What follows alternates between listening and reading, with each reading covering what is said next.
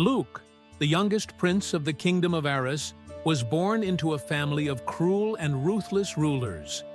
His father, King Alaric, was known for his harsh laws and punitive measures, ruling with an iron fist that kept the kingdom in a constant state of fear. Luke's older siblings followed in their father's footsteps, reveling in the power and wealth they amassed at the expense of the people. However, Luke was different. From a young age, he felt a deep sense of empathy for the kingdom's subjects, and he often questioned the morality of his family's actions. As Luke grew older, his compassion turned into open defiance. He spoke out against his father's policies and sought to help the people in any way he could. His family, viewing his actions as a threat to their power, decided to banish him from the kingdom. Stripped of his title and possessions, Luke was exiled to the farthest reaches of the kingdom, where he was left to fend for himself. Despite the hardships, Luke saw his exile as an opportunity. He traveled to neighboring lands, immersing himself in different cultures and learning various methods of governance and diplomacy. In the bustling trade city of Varak, he learned about the benefits of a fair tax system and open trade policies. In the peaceful kingdom of Elysia, he studied the principles of justice and equality. In the warrior nation of Quran, he learned the importance of a strong and loyal military that protected the people rather than oppressed them. As Luke continued his travels, he formed friendships and alliances with people from all walks of life. He met scholars who shared their knowledge, merchants who taught him the intricacies of trade, and warriors who trained him in the art of combat. These experiences broadened his understanding of what it meant to be a ruler and solidified his determination to bring change to his homeland. One day, news reached Luke that his father's rule had become even more tyrannical. The kingdom was suffering under heavy taxes, brutal laws, and constant fear. The people were starving, and the once thriving kingdom was on the brink of collapse. Luke knew he couldn't stand by and watch his homeland be destroyed. He decided it was time to return and reclaim the throne, not through violence, but through a peaceful movement that would restore justice and prosperity.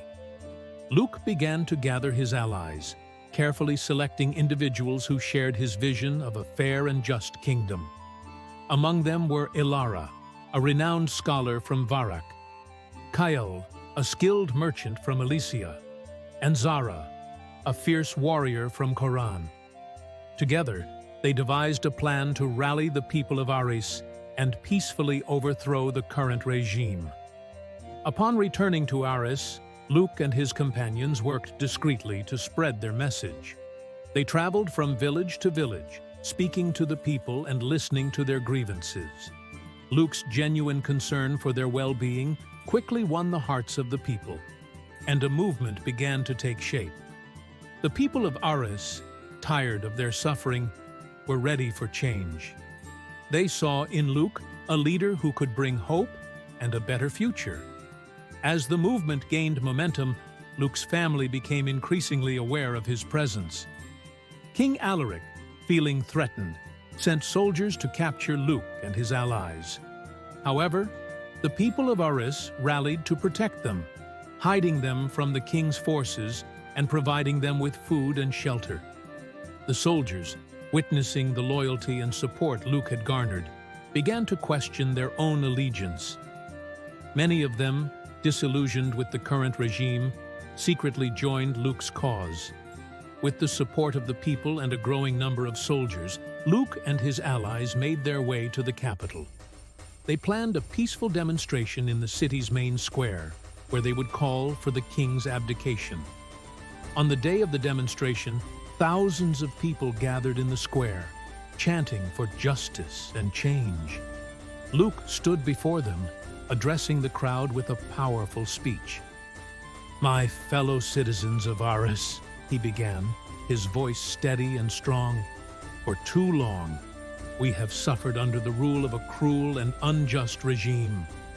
Our people are starving, our lands are barren, and our spirits are broken. But today, we stand together, united in our desire for a better future. We stand for justice, for equality, and for the prosperity of all. Today, we say enough is enough. It is time for a new era, an era of peace and prosperity. It is time for change. The crowd erupted in cheers, their voices echoing through the city. King Alaric, watching from the palace, felt the weight of the people's demands.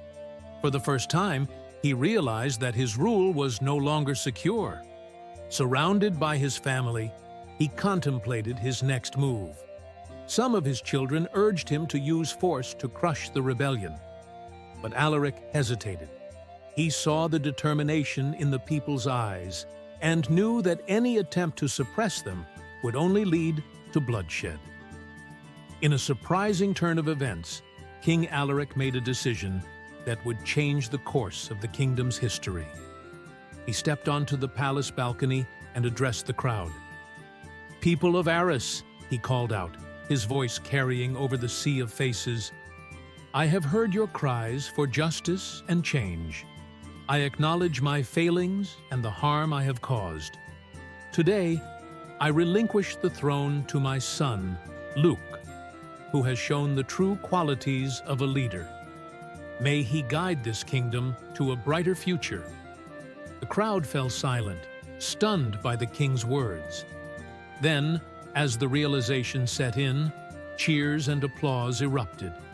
Luke, overcome with emotion, looked up at his father. Despite their differences, he felt a deep sense of respect for the man who had made the difficult decision to step down. With tears in his eyes, Luke ascended the palace steps and stood beside his father. King Alaric, with a solemn expression, removed the crown from his head and placed it on Luke's. "Rule wisely, my son," he said quietly.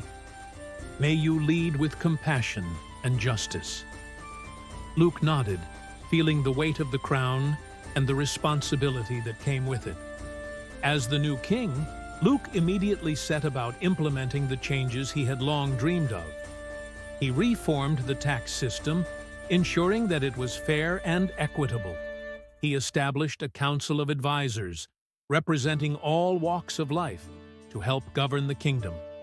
He introduced new laws that protected the rights of the people and promoted justice.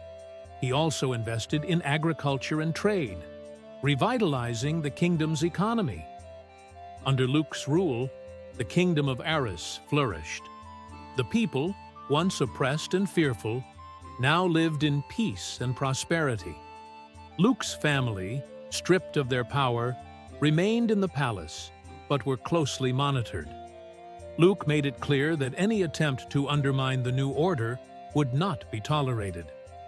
However, he also extended a hand of forgiveness, offering them a chance to redeem themselves and contribute positively to the kingdom. Luke's reign became known as the Golden Era, a time of unprecedented growth and harmony.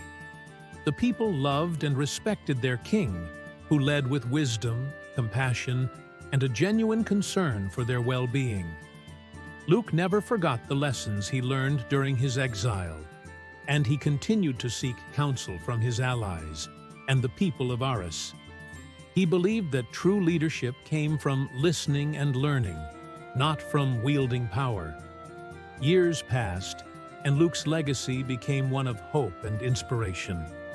He proved that even in the face of adversity, a single person could make a difference. His journey from exile to the throne was a testament to the power of compassion, resilience, and the unyielding desire for justice.